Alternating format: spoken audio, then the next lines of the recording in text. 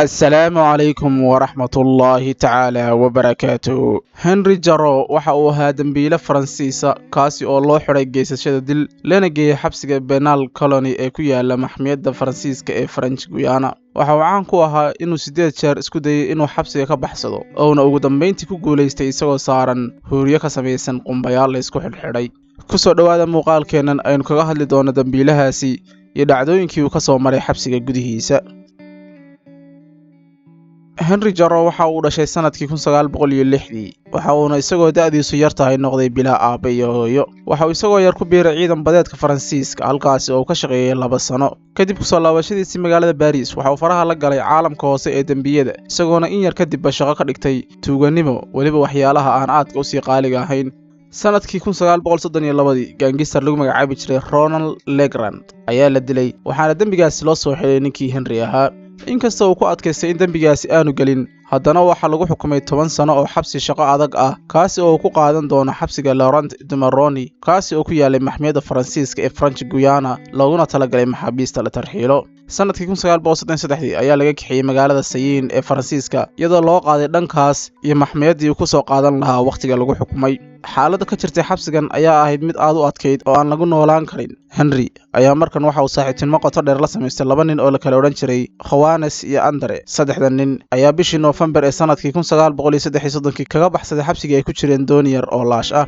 kadib markii ay doontii ku socdaaleen masaafo ku dhow 5,000 oo mayl muddo 5 usbuuc ah waxa dhacday in doontii ay kula gadoontay meel u dhow tuulo ku taala waddanka Colombia. intaas kadib waxa dib u qabtay askartii xabsiga hase ahaatee Henry ayaa awooday inuu habeen duufaan iyo roob waaweyn da'ayaan baxsado mar labaad. sida uu buugga taariikh nololeedkiisa ku qoray waxa uu gaadhay jasiirad u ekaha Guajira ee waddanka Colombia waxa uuna muddo bil ah kula qaatay qabaa'ilka keynta deganaa. ugu dambeyntii waxa uu go'aansaday inuu meeshaasi ka tago si ahaatee nasiib darro markii uu sidaas keynta uga tagayba dib ayaa loo qabtay waxaana lagu xukumay 2 sano oo xabsi kaligiis ah lagu xidhi doono.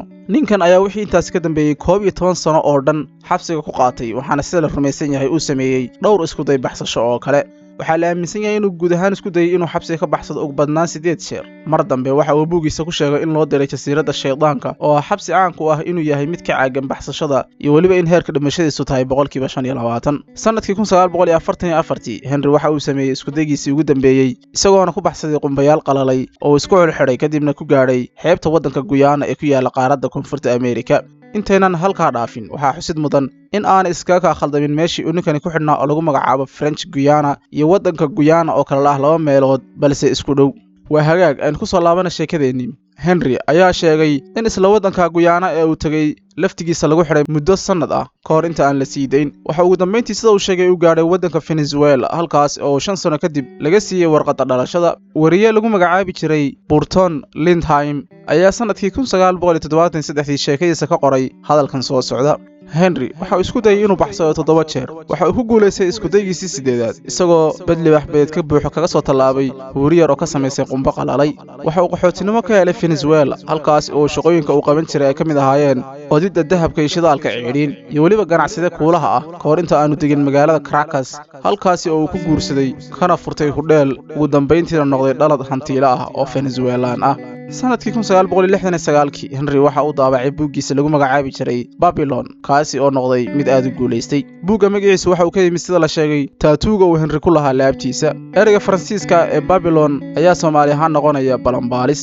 sanadkii 1970 dawladda Faransiiska ayaa Henry ka dhaaftay dambigii loo haystay ee ahaa dilka isagoona wasiirka cadaaladda ee Faransiiska ee xilligaasi ka dulqaaday xayiraadii saarnayd Henry si uu ugu soo laabto Paris una xayisiiyay buuggiisa.